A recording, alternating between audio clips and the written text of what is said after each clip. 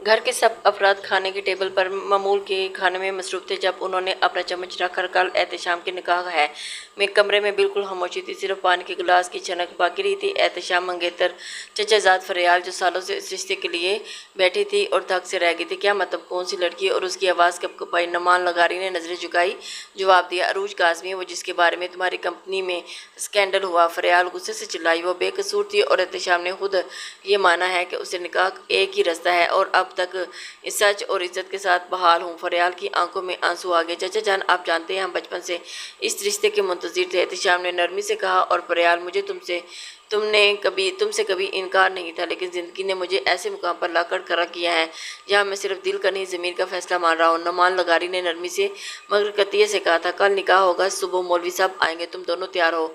इधर दूसरी तरफ अरूज उस वक्त अपने दोस्त के घर पर मौजूद थी। खामोश बैठी, नजरें झुकाई, वो किसी से भी बात नहीं कर रही थी। तभी दरवाजे पर दस्तक हुई। दरवाज़ा खुला तो बाहर नमान लगारी खड़े थे और उसके साथ एहतशाम भी मौजूद था।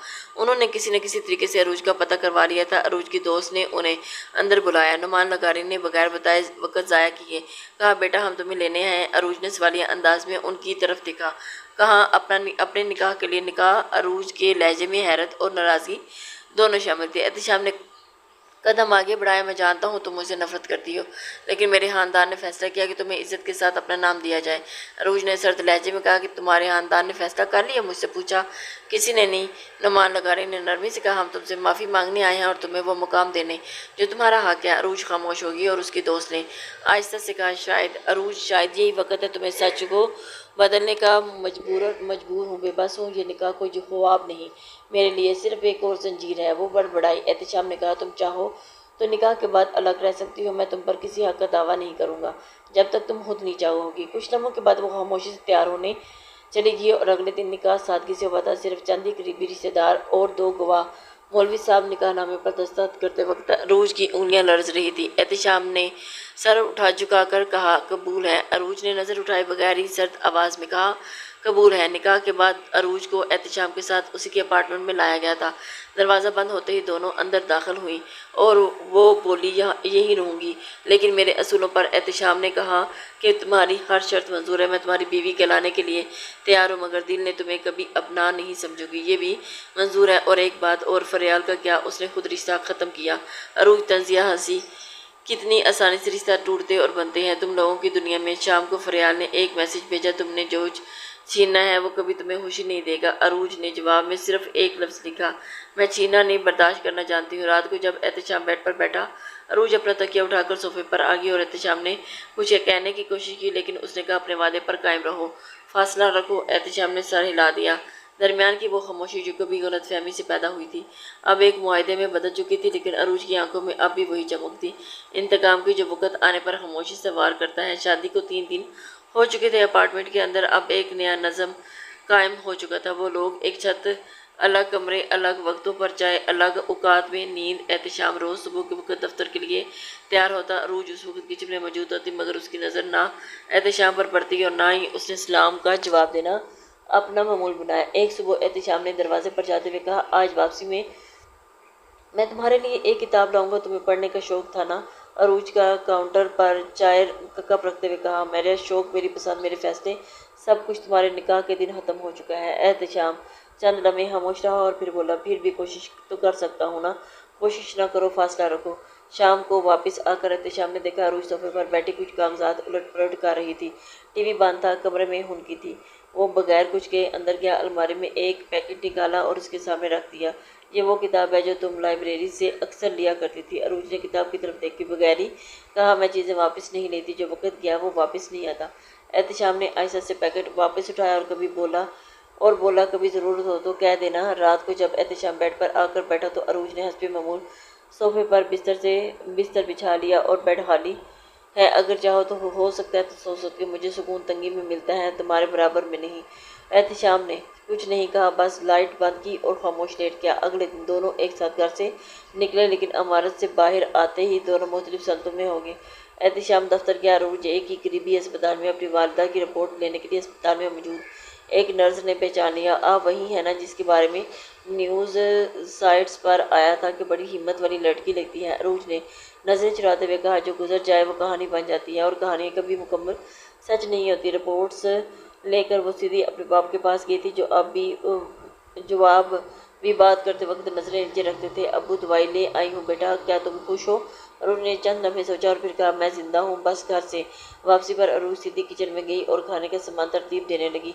एहतिशाम ने दरवाज़ा खोल कर कहा, अगर वक्त हो तो आज शाम एक कप काफ़ी पीने चले। अरूज ने एक नज़र उस पर डाली और फिर अलमारी बंद कर दी। मेरे पास फजूल वक्त नहीं होता। एहतिशाम ने धीरे से कहा, शाम कुछ वक्त हम दोनों को चाहे अपने फैसलों को समझने के लिए। मेरे फैसले मेरे दिल ने किए थे और अब दिल मुर्दा हो चुके हैं। अगले दिन फरियान ने एहतिशाम को एक पैगाम भेजा था, तुम्हारी जिद मुबारक को सुना है, अब वो तुम्हें इंसान नहीं समझती। एहतिशाम ने जवाब नहीं दिया या सिर्फ फ़ोन बंद कर दिया। सुबह की उनके कमरे में हल्की सी नमी लेकर आई थी। खिड़की के शीशे जो धुंध से अटे हुए थे और बाहर कहीं उसे अखबार वाले के साइकिल की घंटी सुनाई दे रही थी। एहतिशाम अलमारी के सामने खड़ा अपने कोट तलाश कर रहा था और वक्त कम था। आज दफ्तर में एक अहम प्रेजेंटेशन थी और उसने एक नज़र कमरे में फैलती रोशनी पर डाली। फिर आहिस्तगी से कहा, आज के दिन काफ़ी मसरूफ़ होगा। अरूज ने बिना कुछ बोले किचन से एक कप चाय निकाला और मेज़ पर रख दिया और उसके बाद वो खामोशी से अलमारी के पास गई और अंदर एहतिशाम का नीला कोट निकाला और बेड पर लाकर रख दिया। या एहतिशाम ने चौंक कर उसे देखा।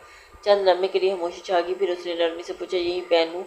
अरूज ने नजरें चुराई और सिर्फ इतना कहा, तुम्हें यही सूट करता है, बाकी तुम्हारी मर्जी।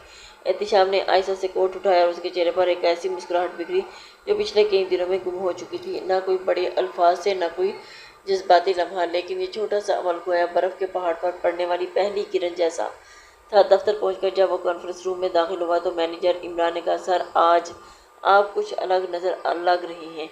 मैं एहतिशाम ने हल्के अंदाज में कहा, कभी कभी एक छोटा सा लम्हा बड़ा फ़र्क डाल देता है। प्रेजेंटेशन कामयाब रही। क्लाइंट्स मुतमिन होकर गए। स्टाफ ने एहतिशाम को मुबारकबाद दी और एक तवील अरसे के बाद दफ्तर का माहौल मुस्बत महसूस हुआ। शाम को वापसी पर एहतिशाम रास्ते में एक छोटा सा प्लांट खरीद कर लाया। अपार्टमेंट पहुंचकर उसने वो पौधा खिड़की के पास रखा। अरूज सोफे पर बैठी कुछ लिख रही थी। एहतिशाम ने कहा, कभी कभी इर्द गिर्द कुछ नया लगाने से अंदर का बोझ हल्का हो जाता है।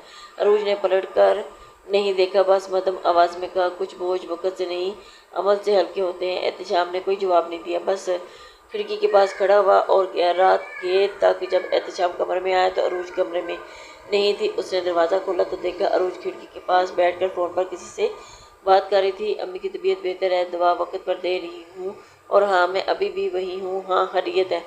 फ़ोन बंद करके वो अंदर आई तो एहतिशाम ने कहा, सब ठीक है ना? अम्मी की तबीयत पहले से बेहतर है, मैं चाहूँ तो उनके लिए किसी स्पेशलिस्ट का इंतज़ाम कर सकता हूँ, ज़रूरत हुई तो बताऊँगी, फ़िलहाल ये काफ़ी है। एहतिशाम ने कहा, और तुम भी ठीक हो? अरूज ने एक पल को उसी तरफ देखा और फिर नज़रें झुका ली। अभी नहीं, लेकिन शायद वक्त के साथ बेहतर हो जाऊंगी। एहतिशाम ने पलंग की तरफ इशारा किया, और आज बेड खाली नहीं रहेगा, अभी फैसला बाकी है, मगर शायद थोड़ा कम। ये शायद यहाँ एहतिशाम के लिए उस दिन का सबसे बड़ा तोहफा था। एक लफ्ज़ जिसने ना हाँ थी और ना, लेकिन एक रास्ता ज़रूर था, उम्मीद का। सुबह का वक्त था जब दरवाजे पर बेल बजी। अरूज अपनी चाय बनाने में मसरूफ़ थी और एहतिशाम अखबार पलट रहा था। उसने दरवाजे की तरफ देखा और उठकर जाकर दरवाज़ा खोलकर सामने अरूज, वालिद, भाई और भाभी खड़े थे। चंद लम्हे सब खामोश थे। फिर एहतिशाम ने आहिस्तगी से कहा, आइए अंदर आए। अरूज ने जब आवाज़ें सुनी तो बाहर निकली।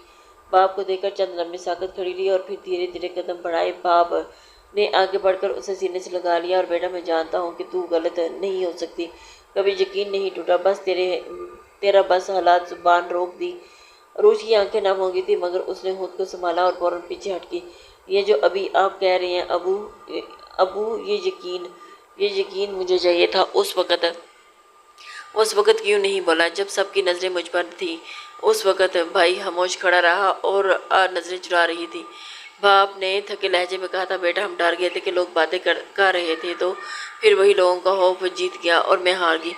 अरूज ने सवाल किया, मगर लहजा पुरसुकून था, चीख नहीं रही थी। एहतिशाम खामोशी से दीवार के साथ खड़ा रहा। गुफ्तगू के एक एक लफ्ज़ उसके दिल पर लग रहे थे। और बाप ने कुर्सी पर बैठते हुए कहा, हम तुमसे मिलने बारहा आए। दरवाज़ा बंद था। हमने एहतिशाम से बात की और उसने सब बताया। भाई ने भी नज़रें उठाकर कहा, अरूज हम शर्मिंदा हैं, हमने गलत समझा नहीं, फैसला सुनाया था, और वो भी बगैर सुने बगैर समझे। भाभी ने नरमी से कहा, बेटा हम तुझे लेने नहीं सिर्फ देखने आए हैं, जानना चाहते हैं कि तू खुश है या नहीं। अरूज ने गहरी सांस ली, और खुशी ये लफ्ज़ अब बड़ा अजीब लगता है, जैसे किसी और ज़ुबान का है। एहतिशाम ने कमरे के एक कोने तरफ खड़े होकर धीरे से कहा, मैं चाहता हूँ कि तुम लोग इससे मुकम्मल सच सुनो जो तुम्हें जानना चाहिए था। پہلے بہت پہلے عروج نے اس کی طرف دیکھا اور پھر نظریں پھیری۔ انہیں سچ سے زیادہ میرے زخم جاننے کی ضرورت ہے۔ باپ نے دوبارہ بیٹی کی طرف ہاتھ بڑھایا۔ جو گزر گیا وہ واپس نہیں آئے گا اور ہم یہاں معافی مانگنے نہیں آئے، بس اپنی بیٹی کا ہاتھ تھامنے آئے ہیں۔ عروج کچھ لمحے خاموش رہی، پھر آہستگی سے بولی، یہ جو نکاح ہوا یہ کوئی احسان نہیں تھا مجھ پر، اس جرم کی تلافی تھی جو مجھ پر ہوا۔ جسے عزت دینی ہو اس کی بے عزتی کبھی نہ کوئی کرتا ہے۔ احتشام نے پلٹ کر کمرے کی طرف رخ کیا، جیسے وہ مزید کچھ سننے کی ہمت نہیں رکھتا۔ بھائی نے کہا، اگر تم چاہو تو ہمارے ساتھ واپس آ سکتی ہو، یہ تمہارا اپنا گھر ہے۔ عروج نے کہا، یہ میرا گھر ہے یا نہیں، ابھی یہ فیصلہ میں نہیں کر سکتی، میں ابھی خود ہی نہیں پہچانتی۔ بھابھی نے آہستہ سے کہا، تم جیسی تھی ویسی ہی ہو، بس تھوڑی تلخ ہو گئی ہو۔ تلخی زخم سے آتی ہے، وقت سے نہیں۔ باپ نے اٹھ کر ایک لفافہ نکالا، یہ کچھ رقم ہے تمہارے لیے، دعا کے خرچے، گھر کے اخراج۔ ہم اب چاہتے ہیں کہ تم پر بوجھ نہ رہیں۔ عروج نے لفافہ میز پر رکھا، یہ بوجھ نہیں، بقیہ ادھورا تعلق ہے جو لفظوں سے پورا کرنے کی کوشش ہے۔ سب خاموش ہو گئے۔ احتشام واپس آیا اور بولا، میں چاہتا ہوں کہ یہ تعلق جتنا بھی باقی ہے سچائی پر قائم رہے۔ باپ نے احتشام کی طرف دیکھ کر کہا کہ تم ہماری بیٹی کو واپس اٹھایا، یہ معمولی بات نہیں، لیکن اسے مکمل واپس نہیں لا پایا اور شاید نہ کبھی لا سکوں۔ عروج ایک نظر احتشام پر ڈالی اور پہلی بار اس کی آنکھوں میں اداسی سے زیادہ مایوسی نظر آئی۔ میں یہاں رہی تو صرف خود کو مکمل کرنے کے لیے، کسی کے ساتھ نہیں، صرف اپنے لیے۔ باپ نے رخصت ہونے سے پہلے ہی بیٹی کا سر چوما، اور جب دل مانے واپس آ جانا، ہم انتظار میں رہیں گے، دروازہ بند ہو تو۔ احتشام نے عروج سے کہا، تمہیں ان کی جانے کا افسوس ہوا؟ نہیں، بس اتنا لگا کہ جیسے ایک باب مکمل ہو گیا، مگر کتاب ابھی باقی ہے۔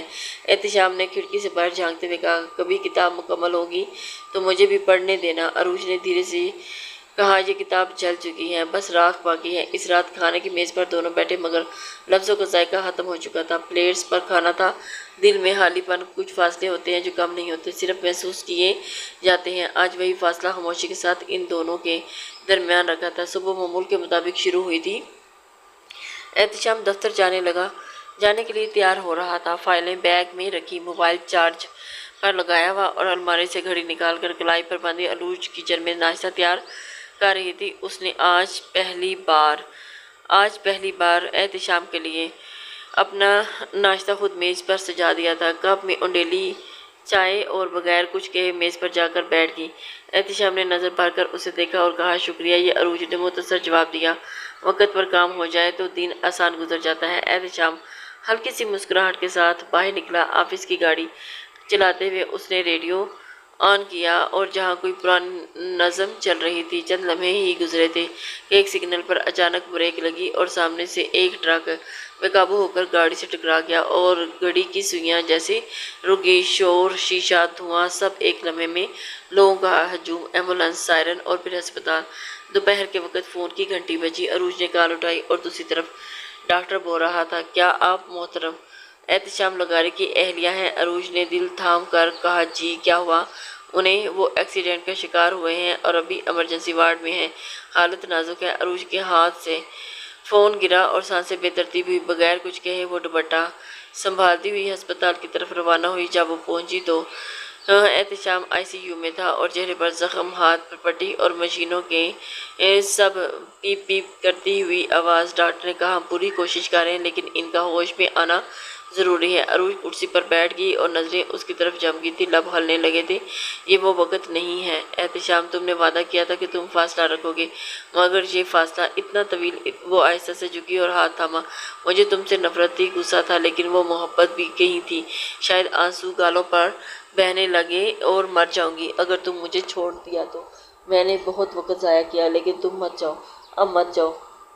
اس نے آہستگی سے اس کے ہاتھ پر ہونٹ رکھے اور تب احتشام انگلی ہلی اور ڈاکٹرز دوڑ کر آئے اور اس پاس آ رہا ہے، یہ اچھی علامت ہے۔ عروج نے لرزتی آواز میں کہا تھا، واپس آ جاؤ، میں یہاں ہوں۔ اگلے دن احتشام کو ہوش آ گیا، آنکھ کھولی تو سامنے عروج تھی، ہاتھ میں قرآن، آنکھوں میں تھکن اور چہرے پر وہ خاموشی جو صرف سچ کی گواہی ہوتی ہے۔ احتشام نے دھیرے سے کہا، تم روئی تھی؟ عروج نے نظریں چرائیں۔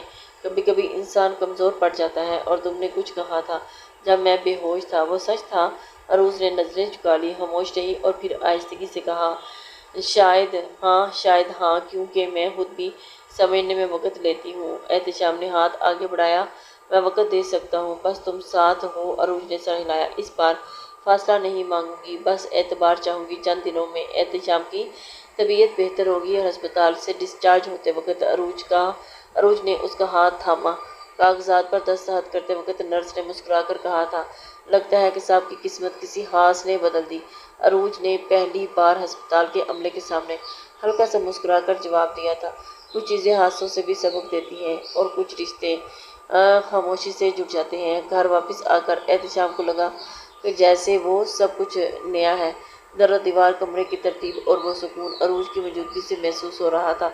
एक शाम जब अरूज खिड़की के पास बैठकर किताब पढ़ रही थी, एहतेशाम ने पूछा, अगर हमें दोबारा शुरू करना हो तो क्या करोगी? शायद पहले दिन तुमसे सवाल करती कि तुम इंसान हो और अब शायद तुम्हें समझने की कोशिश करती। इल्ज़ाम से पहले तो क्या हम अब एक दूसरे को फिर से जान सकते हैं? अरूज ने किताब बंद की और शायद अब चाहत के साथ, अगर मैं कहूँ कि मैं चाहता हूँ कि हम आगे का सफ़र एक साथ करें तो मैं कहूँगी कि पहले कदम तुम उठाओ, मैं दूसरा खुद ले लूँगी। एहतेशाम ने उसकी तरफ हाथ बढ़ाया। अरूज ने थोड़े तवक्कुफ के बाद वो हाथ थामा था और उसने ही पास ही रखा और नन्हा सा प्लांटर अब वो 2 नए पत्ते निकाल चुका था। वक्त चल रहा था, लेकिन अब हर दिन के साथ साथ एक चलने के साथ साथ एहसास दे रहा था और एहतमाम नहीं आगाज हो चुका था। नई सुबह और नए जज्बे और मुकम्मल होने का पहला लम्हा उन दोनों के बीच में एक नई ज़िंदगी शुरू कर चुके थे। लिसनर्स, उम्मीद करती हूँ कि आपको ये नावल पसंद आया होगा। अपने कमेंट्स लाइक और शेयर ज़रूर कर दीजिए। अल्लाह हाफिज़।